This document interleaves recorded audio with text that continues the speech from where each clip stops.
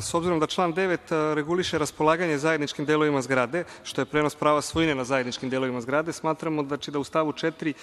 overu potpisa treba zameniti rečima promet nepokretnosti, jer ovde imamo zaista promet nepokretnosti, imamo raspolaganje privatnom svojinom, raspolaganje pravom svojine i samim tim smatramo da je treba tretirati na isti način na koji je to i regulisano, znači na koji je regulisan promet nepokretnosti. Zato što forma kod prometa nepokretnosti je daleko ozbiljnija i daleko odgovornija i to nije bez razloga. Znači, nije tu forma solemnitatem bez razloga uspostavljena kod prenosa nepokretnosti, a ovde imate promet nepokretnosti u formi koja je daleko slabija u odnosu na formu koju mi zahtevamo, prosta overa potpisa, ali ipak ovde je predmet ugovora na koji se overa potpisa radi promet prava nepokretnosti. Zaista ne mislim da je obrazloženje da je dovoljna forma uređenja overe potpisa, onda zašto ne promenimo i promet nepokretnosti, povedemo prostu overu potpisa. Znači, čemu nam tamo solemnizacija tih ugovora je potrebna.